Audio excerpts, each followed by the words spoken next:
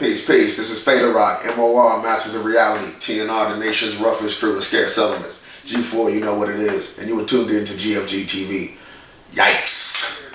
Vern and Tripp together as a thing. And so I was simply going to say, what people don't know is me and Tripp have been cool as MCs, like together, like since 04, 05, like privately DMing each other, like, hey, much respect, much love. So even when he came out with shit like Backpacker, Bloodbath, and I remember some heads being like, oh, he's talking about Fake Mac. Someone was talking about me. And then there was someone had a show, and I remember him pulling me outside. He's like, man, I know people think this is he's like, I'm talking about everyone else except you, you know. Yeah. He's like, you all this, and he's like, and you a real nigga. Yeah. So we always had people with a conscience would have took that personally. Whatever. So we always had that respect. And so, long story short, what I meant to say, and you probably good you cut me off, is we've always had our eyes on what they're doing. They've always had their eyes on what we're doing. When we finally get up and see each other, if we get a chance to do what you just did, hey man, here's my CD, just like you did. Dude, I'm not trying to get paid for my CD, but it's because you ain't trying to get paid. Dude, if I can, let me fucking pay an artist, a motherfucker who works. That's how I look at it. There's definitely a Tripp on there, so we'll talk Tripp. Whenever you're ready. What time was that? Little did you know we'd already kicked it into episode 4, so we've been rolling this whole time. I just stopped it and restarted it. Episode 4, we out here again with Asphate. We don't miss stories. That's how you're supposed to do it. I like that. We like to just let it go. I like to catch the content that we could get. Okay. We appreciate you again for episode 4. We kick it into it. I'll let Ray take over for some of the final questions that we'll be going through, and then we'll let it ride a little bit. So let's get back into Open Letters to a Closed Fist. Talk about the creation of that album a little bit. Okay, so that dropped, was it 2021? That was 2021, me and Big Vern. My side of things had always kept our eyes on what Vern, Tripp, and them had going on because it was always ill and it was always dope. I think that's a mutual thing. Finally, me and Vern connected at some point, and Vern was like, man, I'd love to Is that the first project you two worked together on? Oh yeah, and but I didn't know that. But we out here learning right now. We out here learning right now. But tell them, give them the exclusive on GFG TV right here, right now. Well, as I take another toke on the CBD joint, yes, it's the first joint between us. It won't be the last. I don't think. Let me just put that out there like that. Vern said something to me where he said he always loved the Maxilla albums, but he just thought that there was something different that could be done under the voice with the beats. And I feel like that's been achieved. I love and cherish and would change nothing about the aesthetic, the audio aesthetic or the sonic aesthetic of Maxilla Blue. But the thing with me and Vern is a different thing. And to me, it is arguably one of my best works, if not the best work. And for sure, coming? That one we just did, Open Letters to a Closed Fist, the one you asked me about. Yeah. It is frostbite white vinyl. If you purchase the vinyl, it comes with a lyric book, and the lyric book features artwork from Scarce Elements crew, from Letter 9-1, and then to the back of the book is all graffiti work for myself. You know, that's a nasty project, and I feel like it may be my most polished form of understanding MCing and rapping and the differences between the two and how there also ain't no difference between the two. That might be the best representation of that. Say that again for the Well, I'll say it a different way because we all know this. All of us that came up listening to really like lyrical hip hop or whatever, we understand the debate of, and we understand the time frame where there might be some of us who would say, I'm not a rapper, I'm an MC. Right? And we started to take that on as a badge and start to like kind of look down at other motherfuckers and use rap as a derogatory term. But the truth of the matter is, the more mature you come into the whole craft of things, you recognize it and remember you are a rapper. Before you, there was Gil Scott-Heron. You know, before you there was the Last Poets. You know, before you, there was all of those things that were creeping up on becoming what essentially became what we do, which is rapping. So I remember one time, this is interesting, exclusive for GFG TV. I remember one time when Aeon, who people know, to at least back in the day, to be somewhat abrasive in his communications with people. He would say things exactly how they were, whether or not, you know. He jumped in my inbox back in the gym and critiqued the hell out of my shit. shit. So check me though. So that's in your inbox though. That's in your inbox though. That's respect because he inboxed you on that.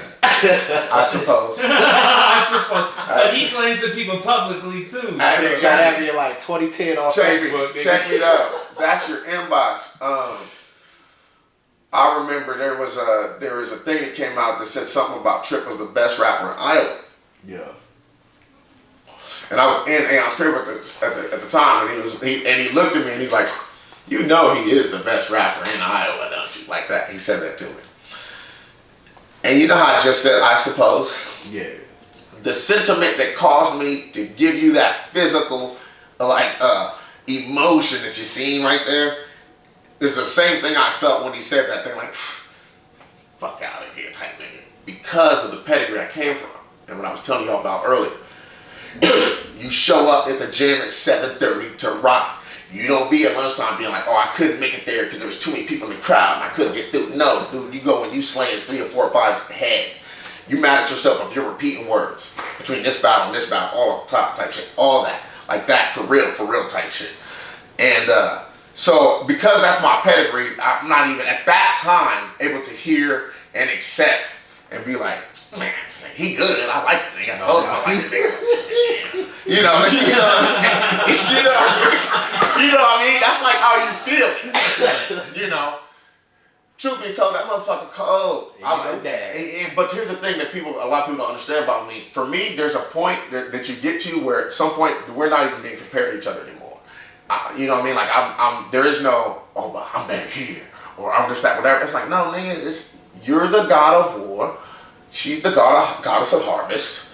He's the god of water. Yeah. You know, there's a necessity for all these things. Absolutely. We're all planets. You know, why is Mars concerned with what the fuck Jupiter's got going on? But I respect Jupiter, and Mars ain't never in Jupiter's orbit. Mm-hmm.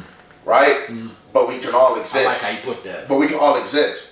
The thing about me is I really ain't primed to give nobody respect or nothing until I see that they're an actual planet. Yes, and if you float back and forth like Pluto, all right, then when you was one thing, nigga, now you're not this. What's the science? Yeah. You know? So don't be Pluto. This nigga ain't even got no moons. You know what I mean? For real. Hey, where's this nigga rings at? What kind of atmosphere is this nigga? I bet humans can live on your shit, nigga. Hey, for real. This nigga ain't even got no moons. All that, you know? So, I remember Aeon said that, and I remember just shrugging it off like, man, whatever. But I didn't really debate it, but I remember just doing that. Anyway, I remember contemplating it later, years later, just that, whatever, and I was like, actually, this nigga's right. And the reason I was able to come to that conclusion is because I had to advance and progress how I was perceiving the term rapper. Because I could have easily at that time frame said something stupid like, yeah, Tripp's the better rapper, I'm the better MC. And y'all all know there's a time frame where those of us who was real into lyrical shit might have drew that distinction. Right. It was valid at one point in time. Yeah, there's a certain thing behind it. But the more and more I examine the thing, I'm like, no, I'm a rapper too. That's just what it is. It's okay. Yeah. I don't want to say that when people at work, you know, you're fucking at work in suit, and, you know, Lindsay comes up and says, you know, yeah, I heard you're an artist. What kind of artist you do? You don't really want to be like, I'm a rapper. You know, as you're handing somebody some spreadsheets and shit. You know what I'm saying? But the truth is that's what you are, right? But here's one of the things I started to think about. I was like, you know, things that are important to me from MCing. I don't want no nigga on stage giving no excuse about how you got a sore throat or you usually have a hype man or none of that. We didn't pay for none of that. Your breath control should be on point. Your audience shouldn't be louder than you and saying your words. You shouldn't have to rap over backtrack. You know, all this. Stop right there. No, hold on, because you're going to throw me off. Hold on. You got the fucking phone in the notes. Keep those. Nah, this is random. Well, keep those. Like that. See what you did? Hold on. All right, so that's how I look at MCing. All that's important to me. Don't be scared of nothing. Be ready to rock. Don't be the nigga that's on stage doing this. I remember this motherfucker Kemyst was on stage, right? And he started to get his chest all burned out or blown up over that whole little cypher thing they did. And then mentally he sounded pretty good on the thing. And then he had like a little slowing here and there. And he sounded decent. I remember, so I like to actually check out motherfuckers. So I came and I was peeping the shit, I was peeping the show, and the whole time the nigga was on the front row, he was like, he was doing this thing.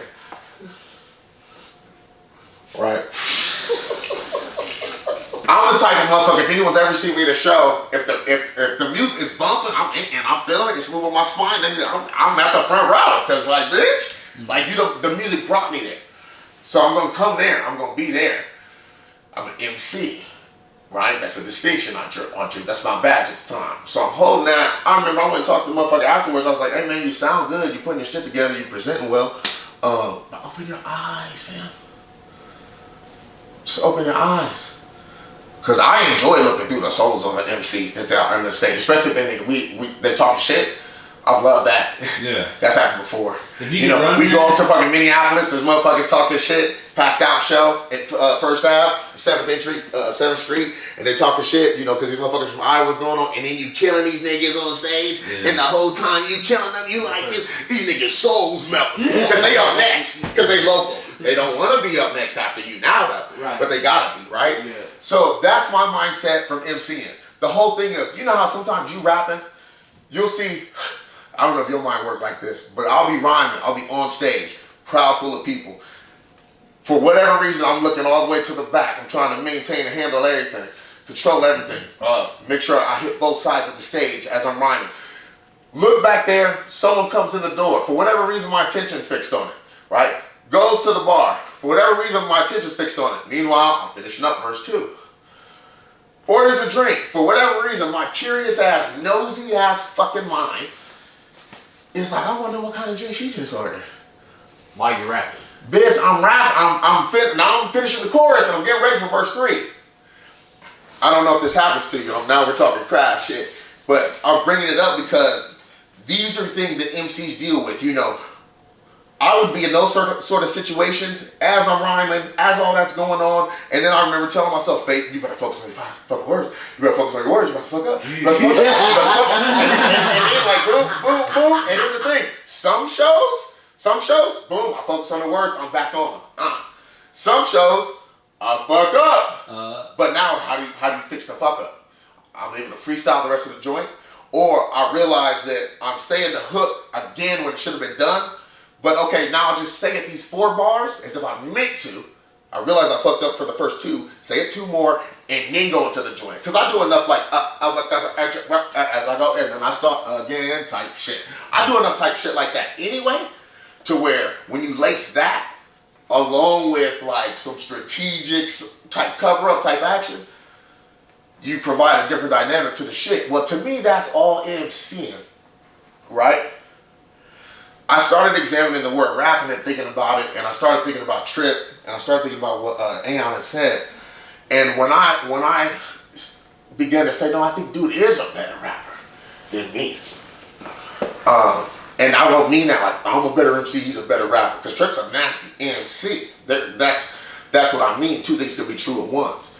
But I had begun to separate the things to such an extent that I was looking at MCing and all of the shit I just told you about, being able to freestyle, being able to pick up when you fuck up, noticing this, your mind going all these different directions, being ready for anything, no such thing as pressure, breath control, not rocking over backtracks, all that sort of action.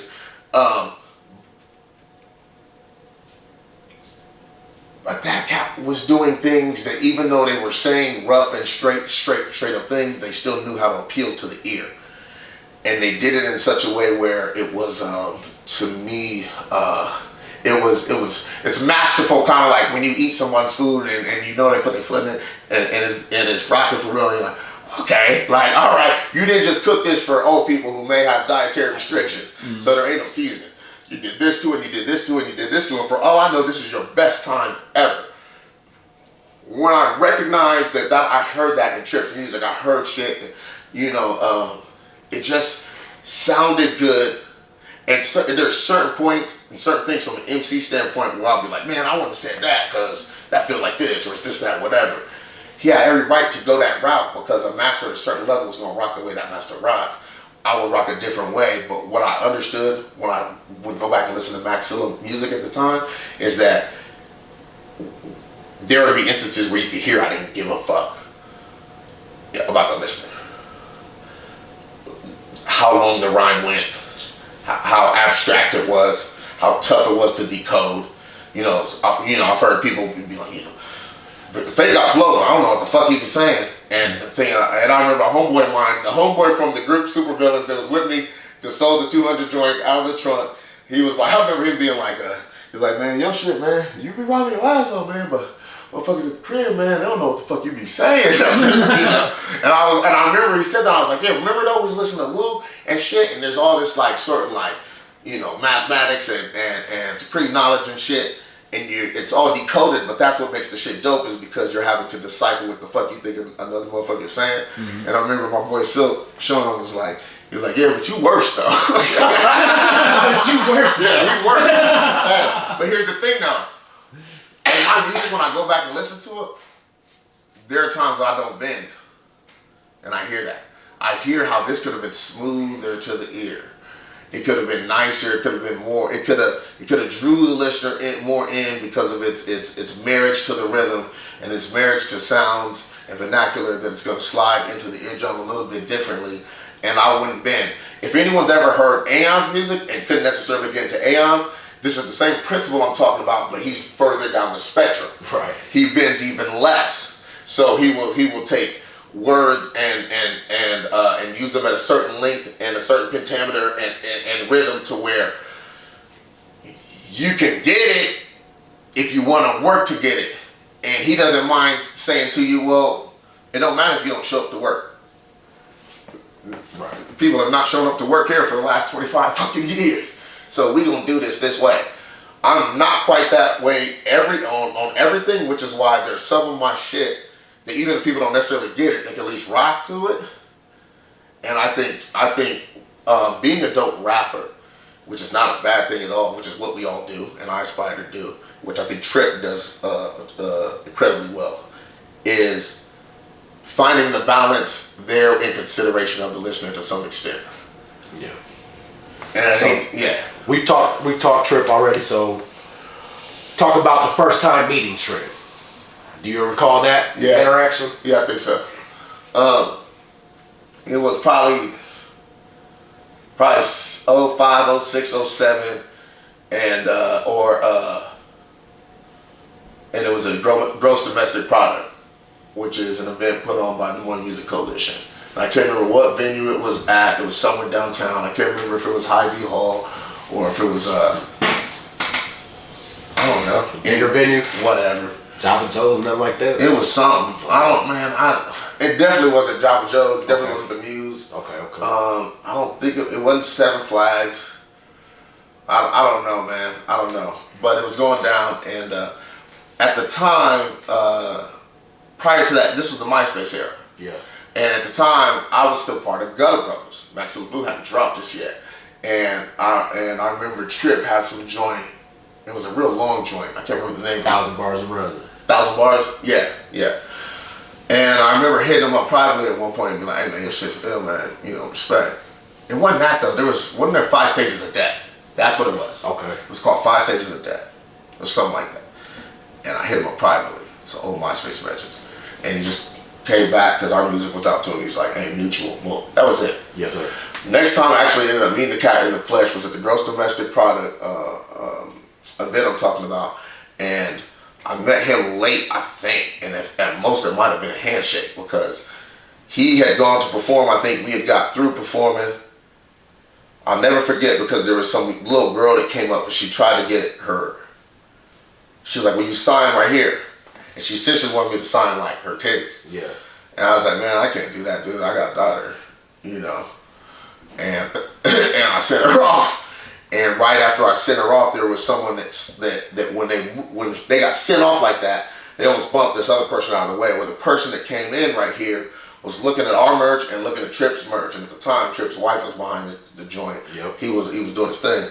And so I remember they were looking at ours and they were like, do you guys have any other stuff? And I was like, nah, but check that shit out. That's dope too. That's dope. And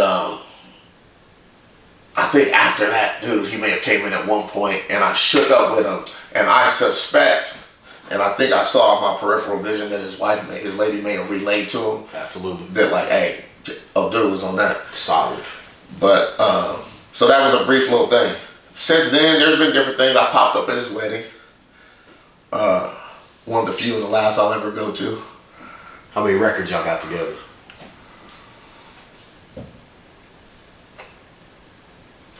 We had one that I don't think a dude ever put out. We had the joint that Heads did is that little video cipher, which for me, I'm to be quite honest, is kind of embarrassing just for the record, for everyone, for the audience out there, for everybody out there. Just because everyone already had their shit done, and I remember they hit me up that day like, hey, let's whatever. So I remember when they was doing the video thing. You know, when you go and do a video, you're supposed to already have the words of the whole song, like memorized and everything. Right. So that, as you're hearing the music play in the background for the sake of the video, your lips are with conviction. Yeah, like, nigga, I mean this. Yeah. And not like, oh, what did I say? I just wrote this on the way here. Yeah. Anyway, so we got that other little joint. Other than that, man, but nothing. All right. So why? Nothing is the answer. Why? Who knows, right? Who knows anything, right? But here's the thing, though. So the other day I was hollering at Vern, and Vern had been working with Tripp. I don't know if the joint Tripp just put out. Shout out to that. What is it? Jams Boy. Jams Boy is out. Yeah. Hey, I ain't even heard it. I ain't even heard it yet, but I'm going to. And we all know the time. Mm-hmm. I think it was a Slave House that I did a whole write-up about because there ain't nothing to question Tripp. I don't know though. You know, I could. You know, Tripp. No, we both fair about everything. I could go listen to it and be. He may fell off, but I doubt it. You know, like in my opinion, you ain't gotta listen to a Tripp thing. You know it's gonna be smashed out. But I ain't fair. I guess I'll go listen. I'm gonna go listen Tripp then. Why don't y'all have any records together? So here's the next thing, though. You keep it erupted. All right. So check me out. And we have to wrap this too. Unfortunately, we're on hour 2. What time is it? We're on hour 2, and I'm running out of memory. Oh, is this? And what are you gonna do? Are you gonna do this in bloopers? No. Okay. So anyway, here's the last thing I was gonna say is so I talked to Vern like a week or so ago, and I might put that in his ear. We might as well just go ahead and do a little thing. The problem is, dude, we're 2 months on the mountain. Yeah. You know. You talking about a whole project? All right, come on, man. You're digging extra deep, man. Are there microphones? I got to. Hold on. Are there other microphones in here we should know about? Shit, nigga. I gotta ask what the folks want to know. No. So all I'm saying to you is I put something in the ear. I don't know what happened to it. Oh, you know, so I'm talking Tripp. I don't know what happened to it. We thank you for sitting down with us here at GFG TV. Do you have any shout outs that you would like to do before? Yeah, of course. Our crew anniversary is coming up. San Antonio, the Natural Remedy, TNR crew, the nation's roughest. Scare Settlements crew is in the building. Letter 91 will be up here next week. We'll be painting a joint here in Ingersoll. You can see it from Grand too, though. That's what's ill about it. What else is jumping right now? You know the time. FSC is in the building. Peace and love to Breezy Rock, Magma Rock. Rest in peace. Love you to death. How much time? Shit. That's it, kid. As always, as before and as will be, you were back once again with GFG TV. This is Fade Rock, and we out. Peace.